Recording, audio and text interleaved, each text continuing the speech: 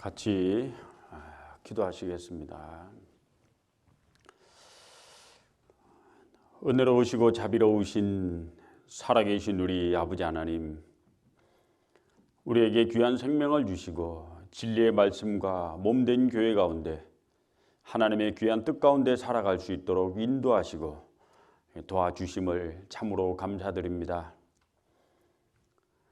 오늘 이 시간 또 저희들 하나님의 말씀을 공부하고 비록 함께하지 못하지만 매개체를 통해서 같이 교제하고 또 신앙을 서로 격려하고 용기를 북돋아 주려고 합니다.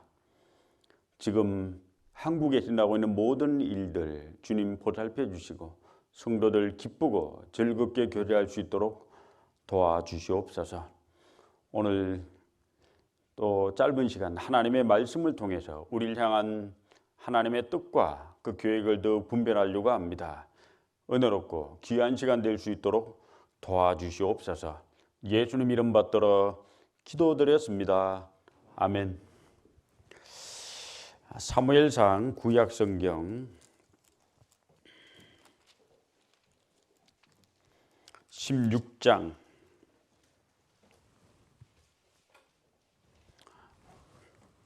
사무엘상 16장 11절부터 13절까지 같이 읽어보시겠습니다. 또 이새에게 이르되 내 아들들이 다 여기 있느냐? 이새가 가로되 아직 말째가 남았는데 그가 양을 지키나이다. 사무엘이 이새에게 이르되 보내어 그를 데려오라. 그가 여기 오기까지는 우리가 식사자리에 앉지 아니하겠노라.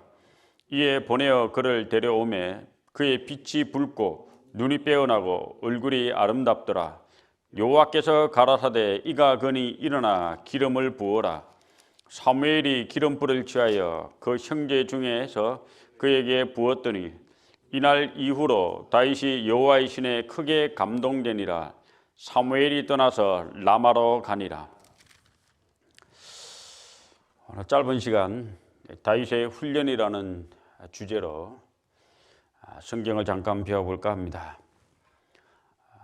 그리스도의 완벽한 모형 중에 하나로 나오는 이스라엘의 위대한 왕 다윗은 유다지파 2세의 8번째 아들로 태어나게 됩니다.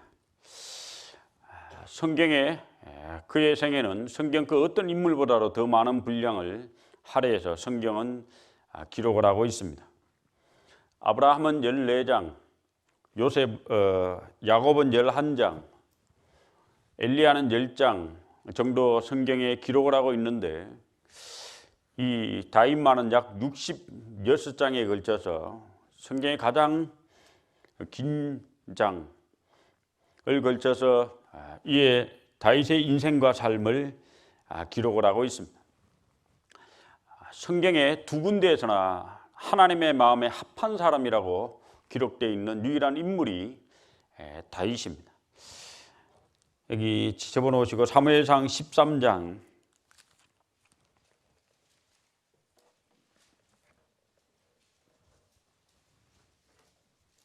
14절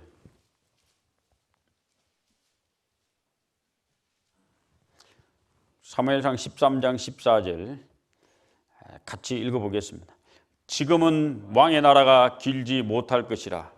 여호와께서 왕에게 명하신 바를 왕이 지키지 아니하였으므로 여호와께서 그 마음에 맞는 사람을 구하여 그 백성의 지도자를 삼으셨느니라 하고, 사울이 범죄했을 때 하나님이 사무엘을 보내서 사무엘이 이런 말을 합니다. 여호와께서 그 마음에 맞는 사람을 구하여. 과연 다윗은 하나님의 마음에 맞는 정말 놀라운 사람이었습니다.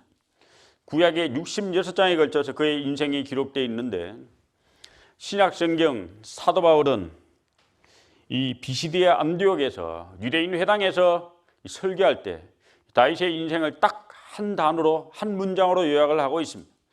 사도행전 13장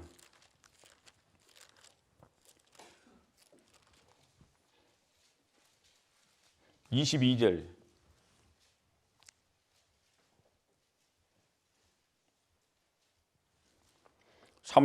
사도행전 13장 22절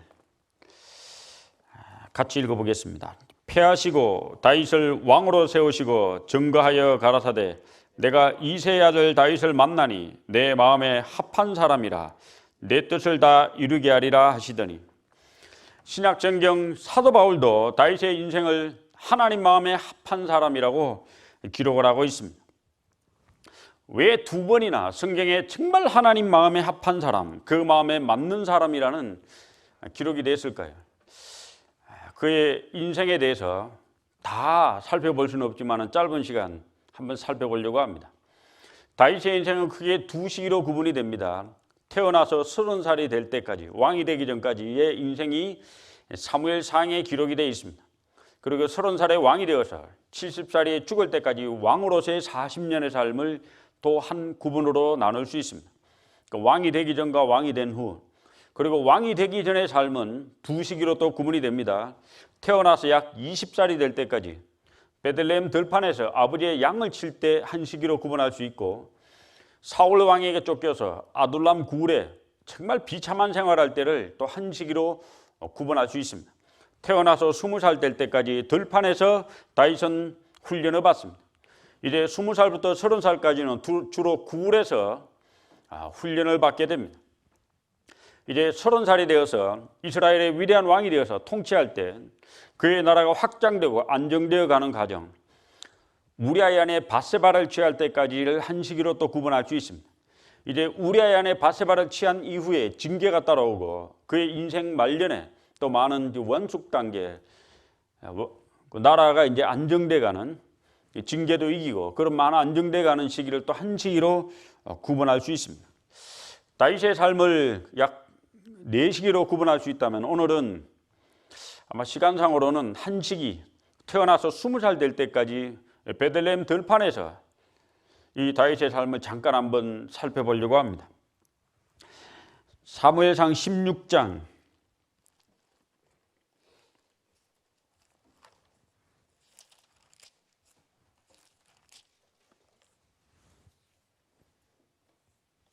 11절.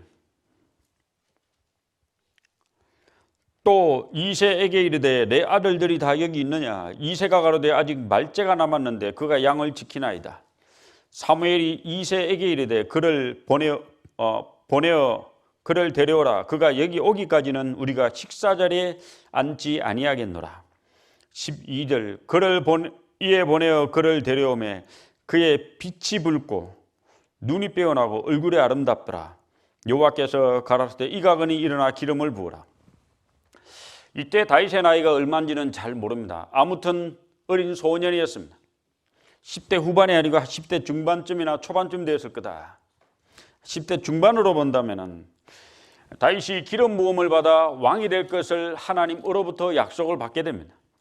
근데 16장 14절부터 보면 사울 왕에게 악신이 들려서 사울 왕 악신을 없애줄 수금을 잘 타는 사람을 하나 구해오라고 합니다. 이에 다윗이 발탁이 되었고, 다윗은 놀랍게도 왕궁에 들어가서 사울 왕과 함께 지내게 됩니다. 19절. 사울이 이에 사자를 이새에게 보내어 이르되 내 양치는 내 아들 다윗을 내게로 보내라. 어린 양을 치던, 아버지의 양을 치던 이 다윗이 갑자기 하루아침에 임금에 불려서 임금 옆에 거하게 됩니다. 22절 같이 읽어보겠습니다. 이새에게 사람을 보내어 이르되 청컨대 다윗으로 내 앞에 모셔 서게 하라. 그가 내게 은총을 얻었느니라 하니라. 이에 다윗은 사울 왕의 부름을 받고 궁중에 들어가서 수금을 타며 임금과 함께 거하게 됩니다. 자, 이 장면에서 우리는 다윗은 출세했구나, 정말 임금 옆에 가서 임금과 함께 지내게 됐구나 하는데, 성경은 놀라운 장면을 또 우리에게 보여주고 있습니다. 17장 15절 같이 읽어보겠습니다. 다윗은 사울에게로 왕래하며 베들레헴에서 그 아비의 양을 칠 때, 화려한 궁중의 삶을 뒤로하고 다윗은 그 수금 타는 일을 마치면 자기 아비 집에 와서 아버지의 양을 치는 초장으로 돌아왔습니다. 다윗의 지위가 올라가고 다윗이 왕과 함께 거한다고 그는 교만해지거나 자긍하거나 그의 일터를 벌이지 않았습니다. 그의 일터는 바로 양을 치는 작은 일이었습니다. 사무엘상 16장에 이미 다윗은 기름 부음을 받아 왕이 될 것을 약속을 받았지만은 그는 자신이 왕이 되기 위해서 대신들과 함께 올려 지내고 또 왕이 되기 위해서 무엇인가 수고했던 그런 일들은 성경에 기록하지 않습니다. 그는 단순히 수금을 타고 다시 자기 아버지 일터로 와서 자신의 일에 충성을 다한 다윗입니다. 20살 골리앗 앞에 가기 전에 다윗은 베들레헴 들판에서 아버지의 양을 치는 다윗입니다. 그 베들레헴 들판에서 다윗은 위대한 왕으로 훈련을 받고 하나님으로부터 양육을 받았던 겁니다. 우리는 멋있는 일, 때로는 남들보다 더 좋은 일, 화려해 보이는 일, 남들이 더 알아주는 일을 더 좋아합니다. 그러나 하나님이 우리에게 원하시는 것은 하나님이 우리에게 허락하신 그 장소, 그 우리 위치에서 우리의 양을 치는 그 일이 바로 우리가 해야 될 일이라는 것을 보여줍니다. 자신의 위치가 초라해 보이기도 하고 자신에게 맡겨진 그 일이 남보다 작아 보이기도 하지만은 하나님은 우리에게 요구하십니다. 남들보다 더 작은 자리에 있더라도 남들보다 그 위치가 낮아 보이더라도 너희가 하는 일이 작아 보이더라도 그 일에 충성을 다하거라. 그러면 하나님이 나중에 너를 귀한 자리로 쓰실 것이다. 우리는 대부분 우리의 삶에 더 화려해 보이고 더 멋있는 일을 추구하게 됩니다. 그러나 위대한 왕이 되는 것은 궁중에서 훈련을 받은 것도 아니고 좋은 대학을 나와서 훌륭하게 좋은 학문을 배운 것도 아닙니다. 다윗은 베들레헴 들판, 아무도 알아주지 않는 그 들판, 고독의 들판, 그 빈 들판에서 왕이 되는 훈련을 직접 하나님으로부터 받았던 겁니다. 네가 자기 사업에 근실한 사람을 보았느냐? 이러한 사람은 왕 앞에 설 것이요 천한 자 앞에 서지 아니하리라. 그 일이 무엇이든지 간에 하나님이 허락한 그 위치면은 하나님이 허락한 그 일이면은 우리가 그 일을 충성을 다해야 한다면은 하나님은 우리를 귀한 것으로 귀한 직분을 주셔서 은혜로운 장소로 우리를 옮길 겁니다. 마태복음 25장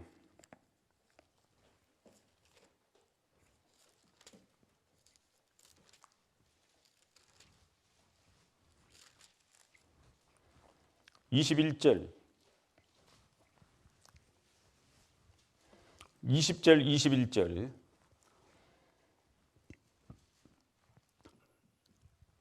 같이 읽어보겠습니다. 5달란트 받았던 자는 5달란트를 더 가지고 와서 가로되 주여 내게 5달란트를 주셨는데 보소서 내가 또 5달란트를 남겼나이다. 그 주인이 이르되 잘하였도다. 착하고 충성된 종아, 내가 작은 일에 충성하였으며 내가 많은 것으로 내게 맡기리니 내 주인의 즐거움에 참여할지어다 하고 네가 작은 일에 충성하였으니 주님이 맡기신 그 작은 일, 그 작은 위치, 남들이 보기에 초라해 보이더라도 그 일에 충성을 다한 이 사람을 칭찬해 주고 있습니다. 작은 일이 하나님이 맡겼다면 그건 큰 일이에요. 작은 위치가 하나님이 맡긴 자리라면 큰 일이에요. 우리의 생업이 무엇이든지 간에 우리 있는 위치가 무엇이든지 간에 하나님이 맡기신 위치라면 우리는 그 일에 충성을 다해야 됩니다. 교회 안에서 하나님이 맡긴 장소가 작아 보입니까? 그 어떤 위치든지 하나님이 맡긴 겁니다. 교사면 교사, 찬양대면 찬양대, 충성을 다한다면 하나님이 그 사람을 훈련시켜서 훌륭한 사람을 만들 겁니다. 아버지 이새는 아들 다윗에게 이렇게 얘기했을 겁니다. 아들아, 훌륭한 목동이 되어라. 양을 이렇게 잘 치거라. 양을 이렇게 돌보거라. 양을 잘 훈련하거라. 어미 양을 잘 돌보거라 라고 했을 텐데 자신의 일에 충실한 다윗을 하나님은 위대한 왕으로 만들게 됩니다. 우리 각자가 우리 일에 충실할 때 우리를 들어서 높은 자리로 올리시는 분은 하나님이십니다. 시편의 기자는 다윗의 인생을 이렇게 얘기했습니다. 시편 78편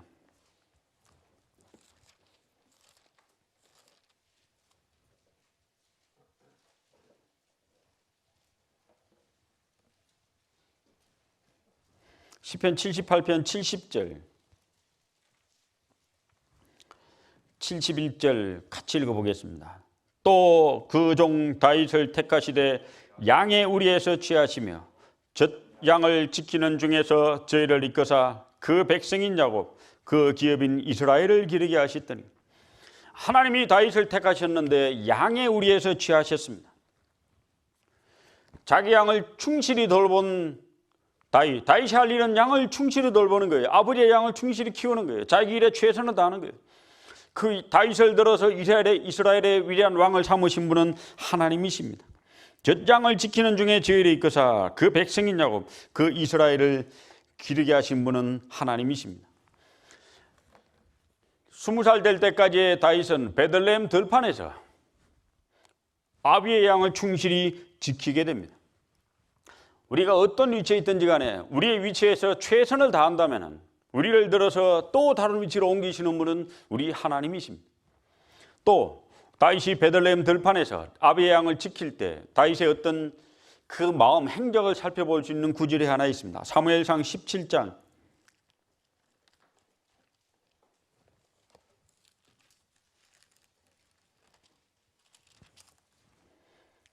34절.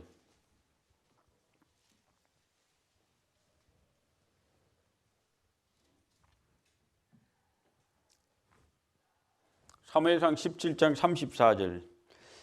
다윗이 사울에게 고하되 주의 종이 아비의 양을 지킬 때 사자나 곰이 와서 양떼에서 새끼를 움키면 내가 따라가서 그것을 치고 그 입에서 새끼를 건져내었고 그것이 일어나 나를 해하고자 하면 내가 그 수염을 잡고 그것을 쳐 죽였었나이다.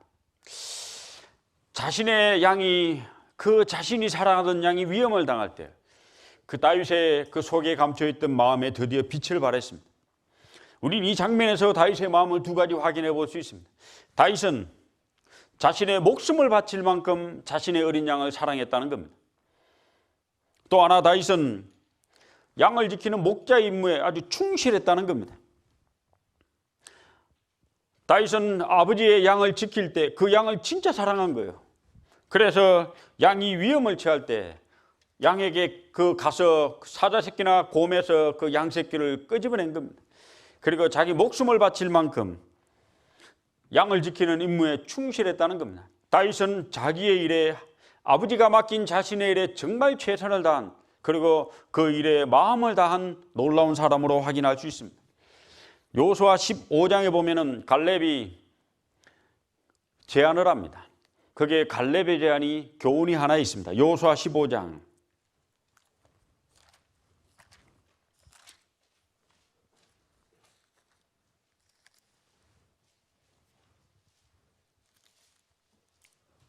16절.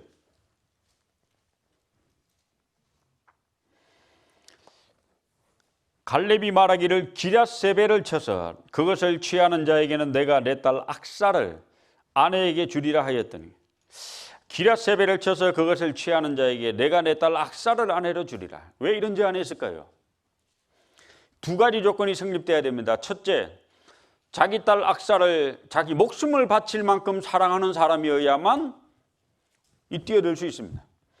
악사를 별로 안 좋아해요. 악사 얼굴이 못났어. 자기가 별로 싫어하는 여자예요. 누가 목숨을 바쳐 기럇세벨을 취할까요?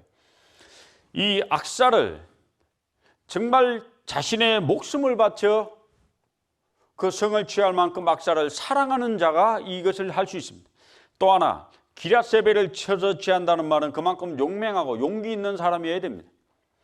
두 가지 조건이 성립되는 사람이어야만 내 딸 악사를 주겠다는 말입니다. 첫째, 내 딸 악사를 진정으로 사랑하는가. 또 하나는 정말 기럇세벨을 쳐서 취할 만큼 용맹하고 용기 있는 자인가. 이 갈렙은 그걸 확인하고 싶었습니다. 17절. 갈렙의 아우요 그나스의 아들은 온니엘이 그것을 취함으로 갈렙이 그 딸 악사를 그에게 아내로 주었더라. 온니엘은 악사를 사랑했습니다. 자기 목숨을 바쳐 그 성을 취할 만큼 사랑했습니다. 또 사랑하는 사람을 위해서 용맹한 그 목숨을 바쳐 그걸 취할 만큼 용맹한 사람이었습니다. 이와 마찬가지로 우리가 사무엘상 17장에 보면 다윗의 두 가지 마음을 두 가지로 볼 수 있습니다. 다윗은 정말 자신에게 맡겨진 양을 사랑했습니다. 그리고 믿음과 용맹과 용기로 말미암아 그 양을 사자나 곰 입에서 취할 만큼 용기 있는 자였고 담대한 자였고 하나님을 의지하는 자였습니다. 다윗은 베들레헴 들판에서, 이 고독의 들판에서 아버지의 양을 치면서 왕이 될 훈련을 받고 있었습니다. 그는 자신의 양을 진정 사랑했고 그 양을 위해서 자신의 목숨을 바칠 만큼, 정말 용맹할 만큼 그것을 충성을 다하게 됩니다. 자, 이제 베들레헴 들판에서 약 20살까지 살은 다윗을 하나님은 들어서 이스라엘의 위대한 왕이 되게 하기 위해서 하나님의 역사하심이 이제 사무엘상 17장에 이제 드디어 하나님이 역사하십니다. 사무엘상 17장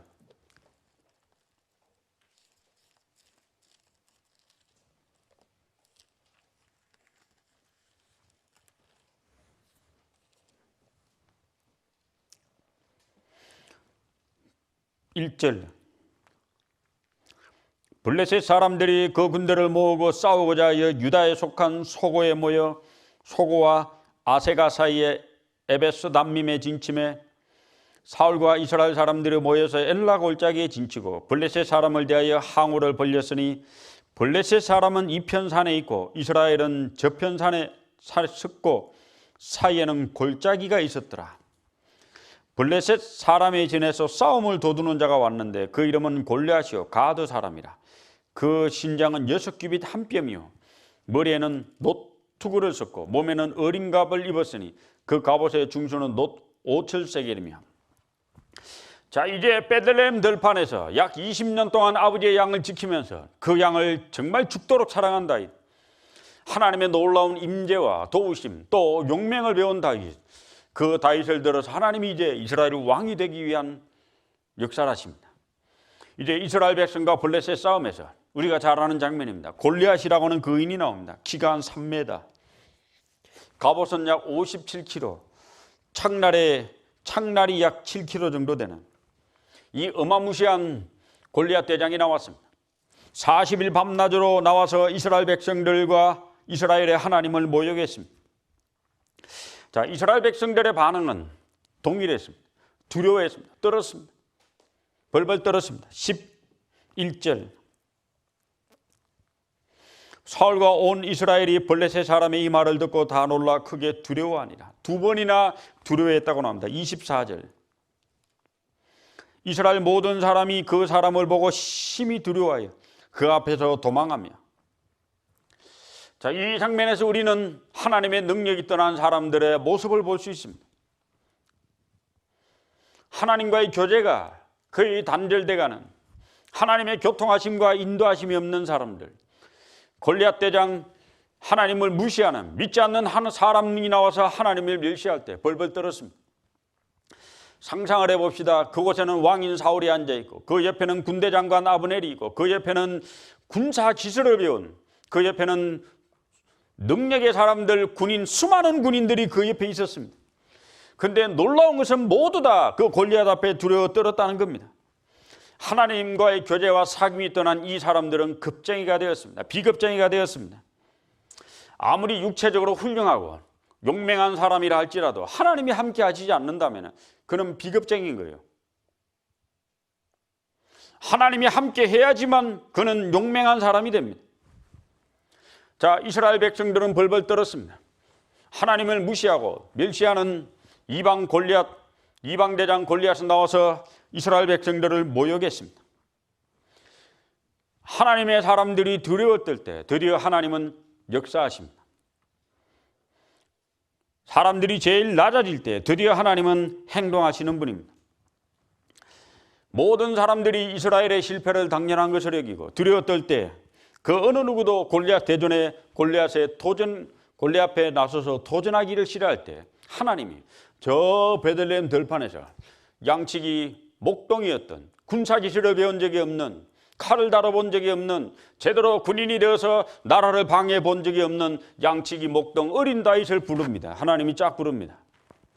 쫙 불러서 40일 밤낮으로 이스라엘 백성들 앞에 나와서 이 하나님과 그 백성들을 모욕할 때 드디어 하나님이 그 40일 모욕이 마친 이후에 하나님이 다윗을 불러내게 됩니다. 16절.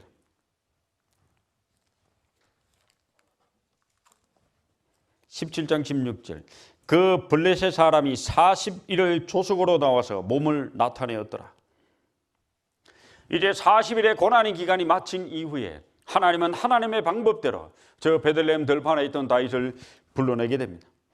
다윗은 아버지 이새의 명령을 받아서 그 장소에 왔지만 이 우연과 같은 사건을 통해서 하나님은 하나님의 역사를 하십니다.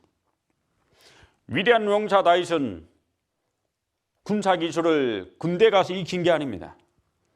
용사 다윗은 베들레헴 조용한 들판에서, 고독의 들판에서 양을 칠 때 하나님이 그를 훈련한 거예요.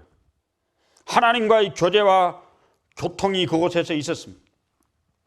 양치기 목동으로서 아무것도 아닌 들판에, 고독의 들판이었지만 그 들판에서 위대한 왕 다윗 왕이 탄생한 겁니다. 20살이 될 때까지 다윗 왕의 탄생은 들판에서 훈련을 받습니다. 하나님이 하나님의 방법대로 위대한 사람을 훈련시킨 거예요. 우리는 우리의 고독의 들판에서 하나님과 만나야 됩니다. 우리의 골방에서, 우리의 일터에서, 우리의 작은 그곳에서 하나님을 만나서 하나님으로부터 훈련을 받아야 됩니다. 우리 신앙의 실패와 성공은 내가 있는 그 작은 장소에서 실패했냐 성공했냐에 따라 달려집니다. 내 일터와 작은 장소의 실패는 신앙의 실패예요. 내 일터와 내 작은 장소의 성공은 먼 훗날의 성공입니다. 믿음의 선진들은 전부 다 고독의 들판에서, 믿음의 선진들은 그 외로운 것에서 하나님을 만나서 하나님과의 교통과 신앙의 승리의 삶을 했던 사람입니다. 요셉은 애굽의 보디발 집에서, 그리고 애굽의 감옥에서 하나님이 하나님 방식대로 훈련한 거예요. 요셉이 총리 대신이 되기 위해서 MBA 과정을 밟았습니까?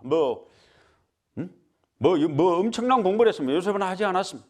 하나님의 방식대로 하나님이 그를 들어서 저 외딴 곳에 집어넣습니다.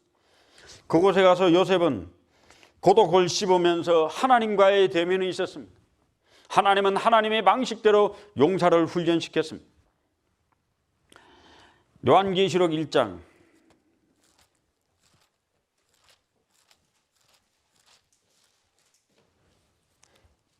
9절.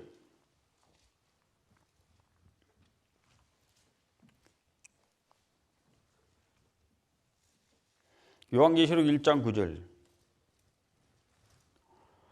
제가 읽겠습니다. 나 요한은 너희 형제요 예수의 환난과 나라와 참음에 동참하는 자라. 하나님의 말씀과 예수의 증거로 인하여 밤모라 하는 섬에 있었더니 주의 날에 내가 성령에 감동하여, 밤모 지중해 작은 섬입니다. 가봤습니다. 요한이 갇혀 있었던 굴속에 제가 가봤습니다. 황량한 섬입니다. 그 고독한 곳입니다. 외로운 곳입니다. 사람도 별로 없는 곳입니다. 뭘 먹고 살았는지 가보니까 참 요한이 상당히 신기할 정도의 황량한 섬이었습니다. 근데 그 섬에서 하나님의 능력이 임재해서 이 어마어마한 요한계시록을 사도 요한이 기록하게 됩니다. 우리는 신구약 성경을 읽으면서 위대한 인물들이 하나님을 만났던 장소를 발견하게 됩니다. 마태복음 2장의 동방박사들이 유대의 왕을 찾으러 왔습니다. 예수님을 찾으러 왔습니다. 그들은 예루살렘에 방문했습니다. 왜? 왕궁 태어난 줄 알았어요. 유대의 왕이라면 왕궁 태어났을 줄로 생각했습니다. 높은 가문에, 정치가 가문에 가면은, 아니면은 명문가 가문에 그 유대 왕이 탄생할 줄 알고 동방박사들이 예루살렘에 왔는데, 놀랍게도 하나님의 아들 예수님은 유대 땅 베들레헴 가장 작은 고을에, 떡집이라는 이름을 가진 그 작은 고을에 예수님이 탄생했습니다. 누가복음 3장에 보면은 세례 요한에게 하나님의 능력이 임재했습니다. 그런데 그 장면에 좀 재밌는 장면이 있습니다. 누가복음 3장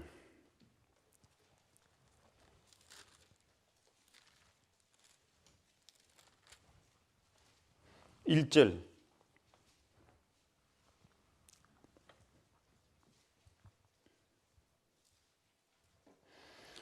디베레오 가이사가 위에 있은 지 15대 곧 본디오 빌라드가 유대 총독으로, 여기 많은 사람 이름이 거론됩니다. 디베르 가이사죠. 로마의 황제, 그 다음에 본디오 빌라도 유대 총독으로, 헤롯이 갈릴리의 분봉 왕으로, 그 동생 빌립이 이두레와 드라고니 지방의 분봉 왕으로, 루사니아가 아빌레네의 분봉 왕으로, 왕이 많이 나옵니다. 로마의 황제도 나오고 유대 땅을 다스렸던 많은 작은 왕들이 나옵니다. 근데 놀라운 것은 2절 같이 읽어보겠습니다. 안나스와 가야바가 대제사장으로 있을 때 하나님의 말씀이 빈들에서 사가랴의 아들 요한에게 임한지라. 로마에는 로마의 황제가 있었습니다. 유대 땅 곳곳에 왕들이 있었습니다. 이제 예루살렘 성전 안에는 안나스와 가야바가 대제사장으로 있었습니다. 거기에는 많은 율법사들이 있었습니다. 서기관들이 있었습니다. 그런데 그들에게 하나님의 말씀이 임한 것이 아니라 세례 요한에게 임했는데, 세례 요한이 어디 있었어요? 왕궁터에 있었습니까? 예루살렘 성에 있었습니까? 아닙니다. 빈들에서, 아무도 없는 빈들에서, 메뚜기야 석청을 먹으며 살던 빈들에서 하나님의 능력과 말씀이 임재했습니다. 사울이 왕이 되었을 때 왕궁터에는 많은 사람들이 있었습니다. 왕과 대신들, 정치가들, 명문가들, 그들이 모여서 나라를 의논하고 하나님을 경배하고 섬기며 살았을 겁니다. 그들은 안식일 지키고 무엇인가를 했을 겁니다. 하나님을 경배하는 삶을 살았을 겁니다. 그러나 그들에게 하나님의 능력이 임재한 것이 아니라 저 베들레헴 들판 작은 다윗, 양을 치고 있는 다윗, 양새끼에고 가서 이 사자 입에서 새끼 양을 건지기 위해서 수고하고 있는 다윗, 어린 양을 안고 양을 매일 치기 위해 수고하는 다윗, 양의 똥냄새를 맡으며 들판에서 양을 키우는 그 다윗에게 하나님의 능력이 임재하고 있었습니다. 그는 왕이 될 수업을 받고 있었습니다. 하나님은 자신의 일에 충성하는 자를 불러서 큰 일을 맡기십니다. 열왕기상 17장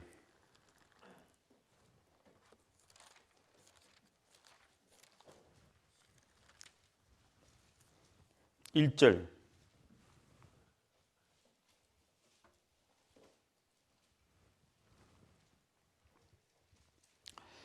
길르앗에 우거하는 디셉 사람 엘리야가 아합에게 고하되, 길르앗 척박한 땅입니다.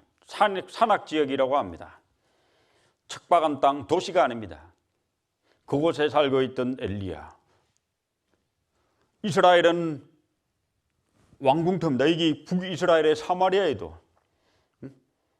아합 왕과 많은 대신들이 있었고, 남유다 예루살렘에도 왕과 대신들이 있었는데, 척박한 땅 요단강 동편, 그 엘리야를 하나님이 불러서 이스라엘의 위대한 선지자로 삼습니다.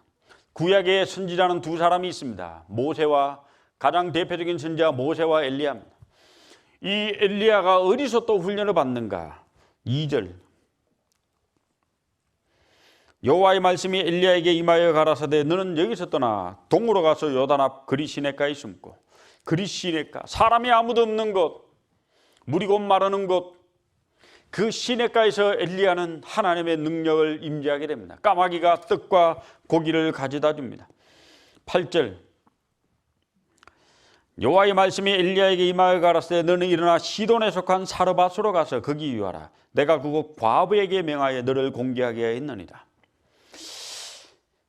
디셉 사람 엘리야, 하나님의 위대한 선지자, 하나님이 그를 길르앗 땅 그 척박한 곳에서 훈련을 시켰고, 이제 그리 시냇가로 데려가고, 그리고 그를 어디로 데려가는가 하면은 이 시돈에 속한 사르밧으로 데려갑니다. 우상 숭배의 본거지, 이세벨의 원래 고향의 땅, 그 한가운데로 이 아합을 데리고 가서 그 사르밧 과부 집에, 이 과부도 곧 죽을 과부예요. 먹을 게 없어서 굶어 죽을 과부 집에, 그 돈 많은 집에 보낸 것도 아니고, 부자 집에 보낸 것도 아니고, 정치가 집에 보낸 것도 아니고, 정말 엘리야를 먹일 만한 능력과 재산을 가진 사람 집에 보낸 것도 아닙니다. 자기도 곧 죽을 과부 집에 보낸 거예요. 하나님의 능력을 체험하라고. 이 들판에서 위대한 일꾼들이 양육되었습니다. 하나님은 자신의 일을 위해서 인간의 도움과 인간의 능력이 필요치 않았습니다. 하나님은 자신의 일을 위해서 자신의 방법대로 위대한 일꾼들을 들판에서 작은 곳에서 훈련시켰습니다. 혹자는 다윗이 훈련을 어디서 받았냐? 들판에서 받았는데, 그럼 거기서 뭘 받았냐? 첫째, 고독을 훈련받았다. 쓸쓸한 베들레헴 양치기 들판이 다윗이 왕이 되는 훈련을 받는 최적의 장소였다고 합니다. 하나님을 의지하는 법을 배웠고 위대한 왕이 되기 위한 자질과 능력을 그 외로운 들판에서 훈련을 받았습니다. 여름에는 뜨거운 태양빛을, 겨울에는 차가운 바람을 맞으며 밤에는 수많은 별들을 바라보며 고독 속에서 위대한 왕이 하나 만들어지고 있었습니다. 또 하나 다윗은 무명이었습니다. 아무도 알아주지 않았습니다. 아무도 보지 않는 것, 누구 하나 알아주지 않는 들판에서 아무 사람도 이름 기억하지 않는 외로운 목동이었습니다. 그런데 그곳에서 하나님은 다윗을 훈련시켰습니다. 혹자는 또 얘기합니다. 다윗은 단조로움 속에서 훈련받았다. 오는 사람이 있어요, 가는 사람이 있어요, 양밖에 없어요. 중요하지도 않고 일상이 반복되는, 누가 알아주지도 않는, 아무도 기억하지 않는, 단조로움도 없는, 변화가 없는 시간들, 아무도 관심을 끄지 않는 양치기 목동이 양치는 그 장면, 뭐 별일이 없잖아요. 그 단조로운 삶 속에서 하나님은 다윗을 훈련하고 있었습니다. 왕이 탄생되고 있었습니다. 또 혹자는 다윗이 현실 속에서 훈련을 받았다. 양을 치는 바쁜 일상에서 그런 어린 양을 보살피고 어미 양을 다스리고 또 사자 입에서 새끼 양을 건져내고 자신의 일에 충실했던, 책임감이 깊었던, 정말 부지런했던, 최선을 다했던 그 다윗을 하나님은 이스라엘의 위대한 왕으로 만들어가고 있었습니다. 다윗 인생에 이 20살이 될 때까지 다윗은 들판에서 훈련을 받고 있었습니다. 사무엘상 17장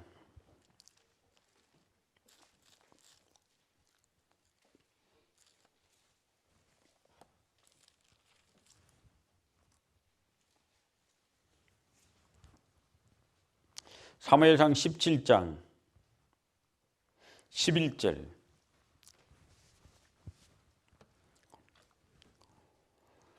사울과 온 이스라엘이 블레셋 사람의 이 말을 듣고 놀라 크게 두려워하니라. 블레셋 대장 골리앗은 우리 그리스도인들을 위협하는 수많은 온갖 종류의 두려움들입니다. 세상에서 오는 많은 두려움들이 있습니다. 오늘날 가끔 대한민국에 우리를 위협하는 많은 두려움들이 있습니다. 국가적으로 많은 어려움들이 있습니다. 교회적으로도 모이지 못하는 어려움들이 있습니다. 우리의 믿음을 지키고 우리가 신앙생활하기에 많은 방해하는 요소들이 있습니다. 막연한 미래 불안감들이 있습니다. 경제적인 문제, 자녀 문제, 또 가정생활에 오는 많은 두려움과 문제들이 우리의 삶을 위협해오고 있습니다. 이때 우리는 무엇으로 이기고 그거 승리할까요? 이 다윗은 이 현실에서 정말 하나님의 도우심을 놀랍도록 경험한 사람이었습니다. 작은 우리의 일상의 삶에 우리가 승리하지 않는다면 큰 일이 닥쳐도 우리는 승리할 수 없습니다. 작은 일상의 삶에 다윗은 승리했기 때문에 골리앗 대장을 때려 눕힌 거예요. 하나님은 들판 속에서 양을 지키는 일에 최선을 다한 다윗, 정말 믿음으로서 양을 사자 입에서 건져낸 다윗을 불러내어서 마침 이 시간에 이 다윗 골리앗을 때려 눕히도록 하나님이 그를 부른 겁니다. 하나님의 역사를 우리는 바라보게 됩니다. 이 말을 들어선 이 다윗이 정말 하나님의 군대를 모욕하는 골리앗을 다윗이 가만 안 두겠다고 하니까 사울 왕이 그를 불렀고 사울 왕이 그에게 자신이 입던 군복을 입히게 됩니다. 38절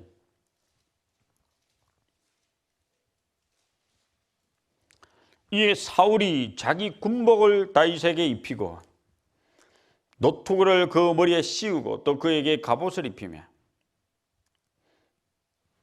다윗이 칼을 군복 위에 차고는 익숙치 못하므로 시험적으로 걸어보다가 사울에게 고하되 익숙치 못하니 그것을 입고 가지 못하겠나이다 하고 사울은 자기가 입던 것을 다윗에게 주게 됩니다. 믿음이 없는 사람들은 세상적인 방편으로 적가서 이기려고 하는 거예요. 자기가 입던 옷을 다윗이 입으면 이길 것 같으니까. 그러나 믿음의 사람은 자기가 평소에 정말 이 하나님과의 동행에서 경험했던 하나님의 임재하심을 경험했던 작은 그 승리의 삶이 결국 크게 승리하게 만듭니다. 다윗은 사울이 입었던 그 군복을 입지 못합니다.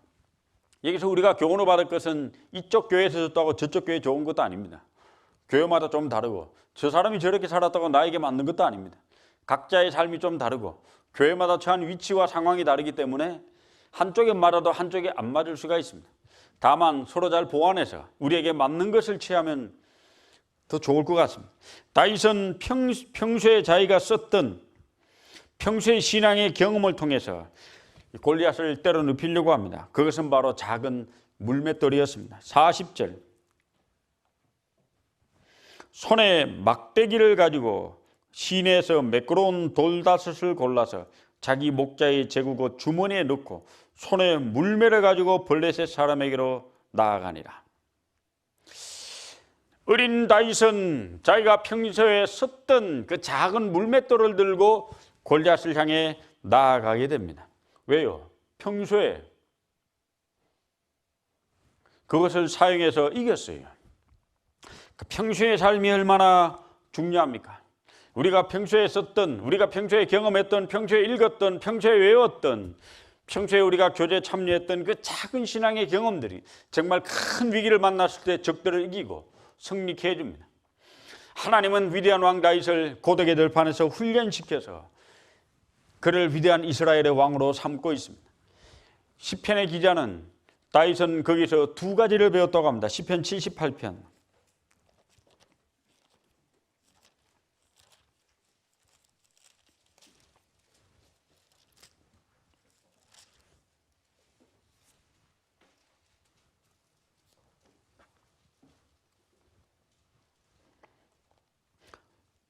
71절 72절 두 소절은 같이 읽어보겠습니다. 젖 양을 지키는 중에서 저엘에 이끄사 그 백성인 야곱 그 기업인 이스라엘을 기르게 하셨더니 이에 저가 그 마음에 성실함으로 기르고 그 손에 공교함으로 지도하였도다. 양을 치는 다윗을 하나님이 들어서 이스라엘의 위대한 왕으로 삼았습니다. 다윗을 이스라엘의 위대한 왕으로 삼은 분은 하나님이십니다. 그런데 다윗이 이스라엘을 왕이 되어서 이스라엘에 치리할 때 두 가지를 가지고 치리했다고 합니다. 하나는 성실함, 하나는 공교함. 다윗은 양을 칠 때 두 가지를 배운 것 같아요. 성실함과 공교함. 그런데 이 성실함이라는 단어가 영어 단어로는 인티그리티라고 영어는 나옵니다. 인티그리티를 우리말로 번역할 때는 순전함, 진솔함, 정직함 이런 단어로 많이 번역이 됩니다. 그런데 이게 성실함으로 번역했는데 이 인티그리티라는 단어를 가장 많이 번역하는 한국 단어는 순전함입니다. 다윗은 정직한 사람이었습니다. 순전한 사람이었습니다. 다윗은 정말 양을 칠 때 거기서 깨달은 거예요. 짐승은 거짓말하지 않는구나. 짐승은 정말 성실하게 보살피고 성실하게 다스리면 그것이 그대로 갚음을 주는구나. 애굽의 왕자였던 모세는 40살이 되었을 때 애굽 사람을 쳐 죽입니다. 약간 다혈질이었던 것 같습니다. 그런데 40년간 미디안 광야에서 훈련을 받은 모세는 겸손함이 지면의 모든 사람보다 승했다고 합니다. 겸손함, 온유함이 지면의 모든 사람보다 승했다고 합니다. 이 모세는 양을 치면서 양과 같이 된 거예요. 양처럼 바뀐 거예요. 다윗도 아버지의 양을 치면서 이 순전함을 배웠습니다. 정직함을 배웠습니다. 성실함을 배웠습니다. 다윗은 뭐라고 했는가 하면은 정말 이런 글을 남깁니다. 시편 15편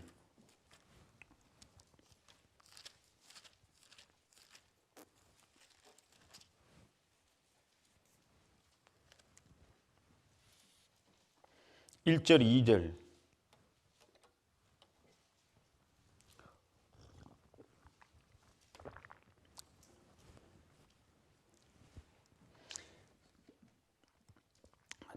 제가 읽겠습니다. 여호와여 주의 장막에 유할 자 누구오며 주의 성산에 거할 자 누구오니까 정직하게 행하며 주의 장막에 유할 자 주의 성산에 거할 자 누굽니까 하나님? 그때 다윗이 처음으로 등장하는 단어가 정직하게 행하며 공의를 일삼으며 그 마음에 진실을 말하며. 다윗은 양을 치면서 여러 가지를 배웠는데 정직함, 진솔함, 순전함, 거짓이 없는, 또 양을 성실하게 기르는 법을 배웠던 것 같습니다. 그걸 그대로 이스라엘 백성들에게 적용하게 됩니다. 하나님은 정직한 다윗, 진솔한 다윗, 순전한 다윗을 들어서 이스라엘의 왕으로 삼았습니다. 미국의 CEO 2,000명 성공한 회사의 회장님에게 물었습니다. 당신들에게 묻습니다. 회사 직원들이 가져야 될 성품 중에 최고의 성품이 무엇이라고 생각하십니까? 그때 미국의 회장님들 2,000명 최고로 꼽은 것이 정직이라고 했습니다. 정직을 최1순위로 꼽았습니다. 얼마 전에 제가 책을 하나 읽었는데 초격차라는 책을 읽어봤습니다. 그게 첫 페이지에 보면은 삼성전자 권오현 회장이라고 하는, 삼성전자를 35년간 회장했던 어마어마한 사람이죠. 입사도 어려운 회사를 회장을 하고 그것도 30몇 년간 했습니다. 그분이 이 회사 사원이 가져야 될 가장 중요한 인품이 뭐냐고 물었을 때 세 가지를 얘기했습니다. 겸손, 순전함, 그 다음에 무사욕, 세 가지를 얘기했습니다. 저는 이분이 교회 다니는 사람인가, 구원받은 사람인가? 물론 아니죠. 아닐 겁니다. 그러나 그분이 이제 오랜 세월 직장에서 많은 사원을 대할 때 첫 번째 꼽은 것이 순전함이었습니다. 영어로 인티그리티. 두 번째 꼽은 것이 겸손, 휴밀리티. 세 번째 꼽은 것이 무사욕, 노 그리드라고 하는, 돈을 탐하지 않는, 탐욕을 없는, 그리고 겸손함, 그리고 순전함. 이 다윗은 양을 치는 가운데서 순전함을 배웠습니다. 음흉하고 교활하고 정직하지가 못하고 거짓을 일삼고 그 말이 어디가 진실됨을 모른다면 하나님은 그로부터 점점 멀어질 겁니다. 우리는 젊어서부터 정말 우리의 일터에서 성실하게 살아야 됩니다. 나에게 맡겨진 작은 일터에 최선을 다해 살아야 됩니다. 그곳에 감사하며 그곳에서 정말 열정을 다해 살아야 됩니다. 그곳이 고독의 장소든지, 그곳이 단조한 장소든지, 그곳이 아무도 알아주지 않는 장소든지, 그곳이 어떤 장소이든지 간에 하나님이 맡기셨다면 최고의 장소예요. 다윗은 베들레헴 들판에서 그 작은 양을 쳤습니다. 그 양을 치면서 최선을 다했습니다. 그 고독의 들판에서 고독을 씹으며 바람을 맞으며 들에서 햇빛을 맞으며 밤에 별을 세며 양을 치었습니다. 아무도 알아주지 않는 그곳에 최선을 다했습니다. 그러나 그를 하나님은 유심히 봤습니다. 나의 마음에 합한 사람이다. 내 뜻을 다 이루게 하리라. 왜? 그는 자기 일에 최선을 다했고 그는 성실했고 순전했고 정직했습니다. 그리고 그는 양을 치면서 많은 지혜도 배웠습니다.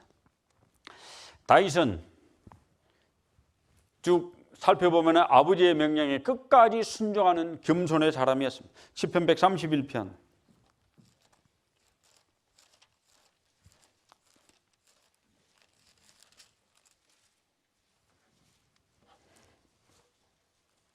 다윗은 어떤 위치에 있든지 정말 겸손해지기를, 평온하기를 간절히 간구했던 것 같습니다. 시편 131편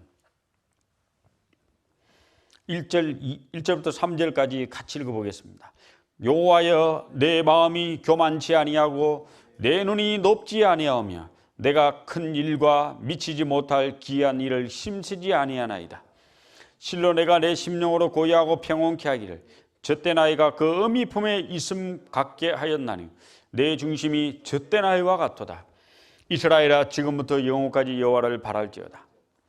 2절에 보면은 1절에 보면 내 마음이 교만치 아니하고 큰 일과 미치지 못할 귀한 일을 힘쓰지 아니한다 했습니다.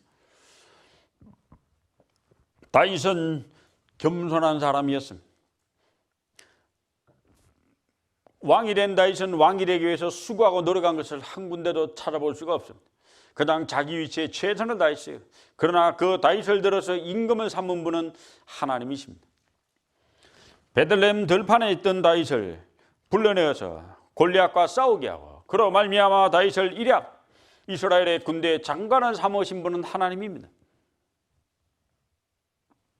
이제 이스라엘의 군대 장관이 된 다윗, 하루아침에 승승장구하고 높아지는 것 같은데 놀라운 것은 20살부터 30살까지의 다윗의 인생은 대역전을 하게 됩니다.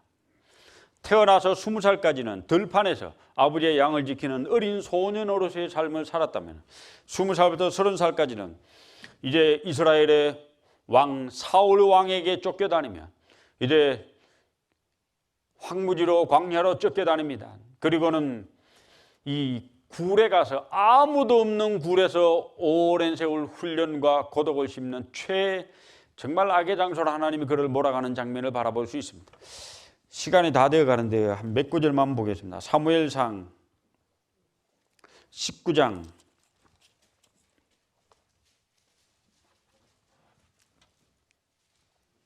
1절.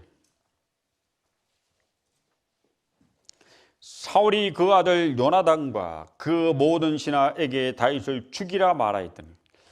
자, 이제 좀 뭔가 인생이 풀릴 것 같은 다윗, 승승장구할 것 같은 다윗, 들판에서 이제 군대 장관이 됐는데 뭔가 그에게 명예와 권세와 재산이 좀 붙었는데 대역전을 시작합니다. 하나님은 그에게 사울이라고 하는 왕을 붙여서 그를 혹독한 훈련을 받게 합니다. 그렇게 해서 그에게 있던 모든 것을 하나씩 하나님은 제어하기 시작합니다. 이제 그 아들 요나단에게 다윗을 죽이라고 합니다. 20장 1절.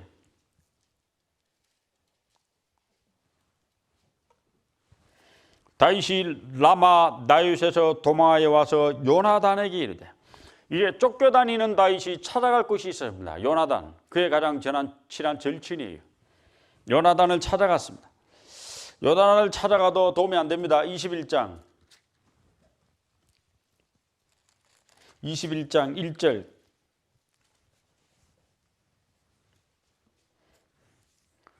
다윗이 노베 가서 제사장 아히멜렉에게 이르니. 이제 찾아갑니다. 제사장에게 찾아갔습니다. 제사장 찾아가도 도움이 하나도 안 됩니다. 이제 다윗 인생에 찾아갈 데가 없습니다. 그래서 외국으로 도망갑니다. 10절. 그날에 다윗이 사울을 두려워하여 일어나 도망하여 가드왕 아기스에게로 가니. 외국으로 갔습니다. 국내는 갈 데가 없어서. 근데 여기도 안 됩니다. 여기도 피난할 데가 안 됩니다. 그래서 다윗이 피난할 곳이라고는 한 군데도 없습니다. 하나님이 베들레헴 들판에서 충실히 살았던 다윗, 성실히 살았던 다윗, 순전하게 살았던 다윗을 불러내어 가지고 근데 장관을 삼는 것 같지만은 그에게 있어서 그의 가족을 다 물러가게 하고, 요나단 찾아가는데 요나단도 도움이 안 되고, 제사장 찾아가는데 제사장도 도움이 안 되고, 국내는 찾아갈 곳이 한 군데도 없어가지고 외국으로 망명 갔더만 외국어도 안 됩니다. 그래서 다윗은 그 주변에 아무 사람도 다 없어집니다.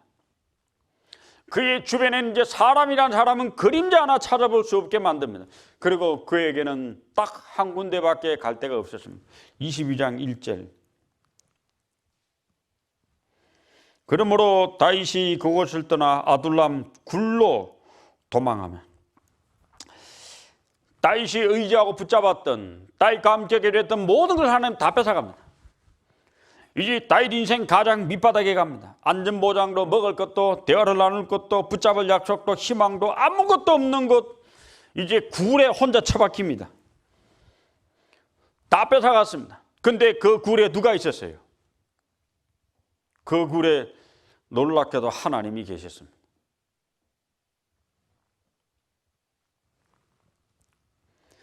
그 음침한 지하 동굴, 진짜 고독한 곳이었습니다. 진짜 기도의 골방이었습니다. 사람이란 사람은 다 뺏어가고 아무것도 의지할 데 없는 곳에 다윗을 몰아간 하나님. 이 기간이 얼마인지 모르지만 꽤 길었을 겁니다. 몇 년이 걸렸을 수도 있습니다. 굴 속에서 다윗은 이제 하나님께 기도합니다. 고독의 경건의 연습이 매우 큰 유익을 가져다 주는 걸 배웠지만 더 배워야 됐습니다. 그래서 이 도망자 다윗 이곳에서 오랜 세월 더 고독의 훈련을 받고, 그 다음에 같이 제가 읽겠습니다. 그 형제와 아비의 온 집이 듣고는 거리로 내려가서 그에게 이르렀고, 이제 하나님이 사람들을 그에게 보냅니다. 사람들 다 뺏어간 이후에 드디어 하나님이 다윗에게 사람들을 보냅니다. 이때부터 다윗 왕국이 시작이 됩니다. 다윗 왕국은 예루살렘 왕궁터에서 시작한 것이 아니라 아둘람 굴속 그 습기 찬 곳, 냄새나는 곳, 음침한 곳에서 다윗 왕국이 드디어 시작이 됩니다. 여기는 재밌는데 일단 오늘은 시간이 돼서 이 다윗 왕국이 아둘람 굴에서 이제 시작을 해서 위대한 왕국이 시작되는데 다윗의 용사들, 정말 용맹스럽고 충성한 용사들은 이 아둘람 굴에 있을 때 다윗에게 찾아온 사람들입니다. 이들은 죽을 때까지 다윗에게 충성을 다했습니다. 이들은 다윗의 재산을 보고 온 것도 아니고 명예를 보고 온 것도 아니고 부귀영화를 보고 온 것도 아닙니다. 다윗의 믿음 하나를 보고 와서 다윗과 함께 끝까지 했던 정말 용맹한 다윗의 용사들이었습니다. 하나님은 20살 될 때까지 다윗을 베들레헴 고독의 들판에서 훈련했고 이제 20살 때 이후부터는 사울 왕을 들어서 10년 가까이 쫓겨다니게 했고 대부분의 시간은 굴 속에 처박아 넣어가지고 그를 하나님이 또 훈련시킵니다. 우리에게 정말 하나님이 이런 훈련의 기회가 있다면 우린 청년의 때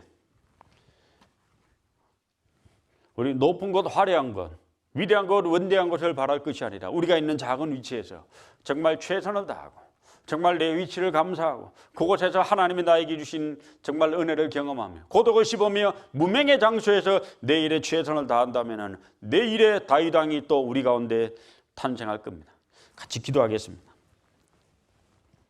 살아계셔서 역사하시는 우리 아버지 하나님 참으로 감사합니다. 오늘 이 시간 우리 청년들 각 집에서 유튜브로 또 말씀을 듣습니다. 우리 광주교회 청년들 낙심치 않도록 도와주시고 각자 위치에서 정말 최선을 다해 하나님을 섬기며 또 충성을 다할 수 있도록 도와주시옵소서. 지금 일어나고 있는 대한민국의 이 사태가 하루속히 지나가서 우리가 정말 편히 마음 놓고 복음을 전하고 최선을 다해 모일 수 있도록 도와주시옵소서. 귀하신 예수님 이름 받들어 기도드렸습니다. 아멘.